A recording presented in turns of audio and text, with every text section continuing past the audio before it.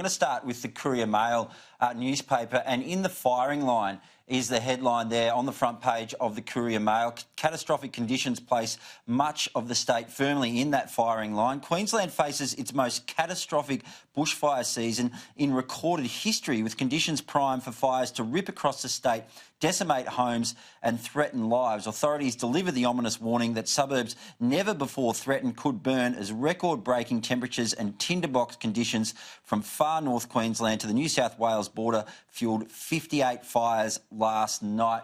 Caleb Bond, this is certainly a very serious situation that we're seeing in Queensland at the moment. Yeah, I mean, it's one of the unfortunate things about living in Australia. As great as this country is, we are very susceptible to natural disasters, both flood and fire, particularly in Queensland, where flooding is a regular occurrence, as are bushfires. I mean, you've only got to look across the rest of the country. Victoria, South Australia have suffered some of the worst bushfires in history previously. It's just one of those things that unfortunately we deal with because we have such a dry and hot continent.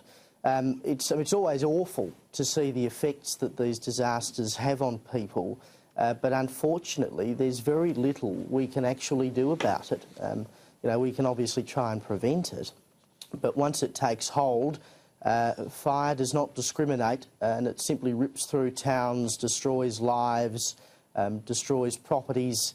People watch their belongings, you know, their photographs of children and so on, go up in smoke and disappear before their very eyes. It must be an awful thing to deal with, but sadly that's part of living in Australia. There's no doubt about that, Caleb. Of course, we saw Evan in Victoria, 10 years ago, the horrific devastation caused by the Black Saturday bushfires. Do you agree that this is something that we just have to accept as part of life if you live in a country like Australia? Exactly. Everyone in Victoria, myself included, indeed knew someone that was affected by the Black Saturday bushfires down here in 2009, and Queensland, obviously being a very dry place, is susceptible to the same thing. Obviously, your heart goes out to all the families affected and the brave work that firefighters and volunteer firefighters do.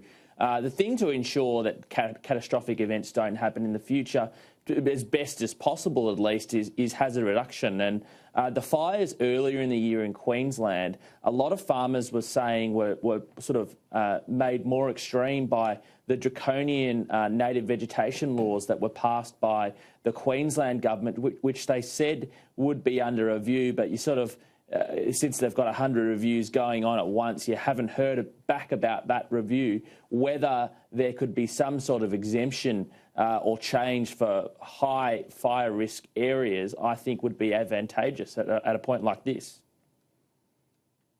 Yeah, it's an interesting point you make, and those Queensland land clearing laws have been quite controversial. Now, if we go and have a look at some of these other Queensland front pages, interestingly, this is also on the front page of the Townsville Bulletin. Now, of course, Townsville much further north, but obviously issues there. State ablaze is the headline there on the Townsville Bulletin's front page that says 50-plus bushfires rage across Queensland as homes lost. And also, of course, on the front page of the Gold Coast Bulletin, Spare My House is the headline on the front page of the Gold Coast Bulletin. It says a Canungra woman has fought with firefighters in a dramatic battle to save her wellness retreat and home despite fearing she might perish. Belinda Pearl's courageous stand came during a grim weekend which saw the out-of-control blaze claim historic Binnaburra Lodge and air tankers water bombing the hinterland. Now, Caleb Bond, this is another interesting aspect we're looking at here at the moment. The fact that we're seeing these fires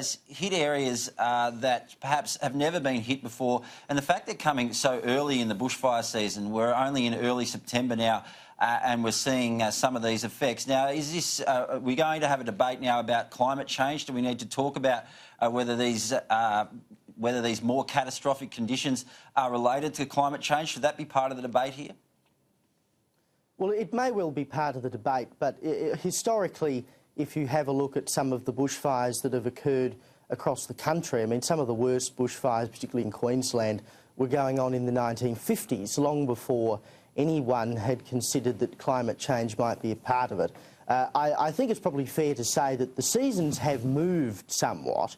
I mean, summer seems to come on, all the seasons seem to come on a bit earlier or a bit later than they used to, and that may just be something we have to deal with. And that part of that discussion is how early do we start ensuring that we have backburning and so on to stop these fires basically having fuel to grab onto.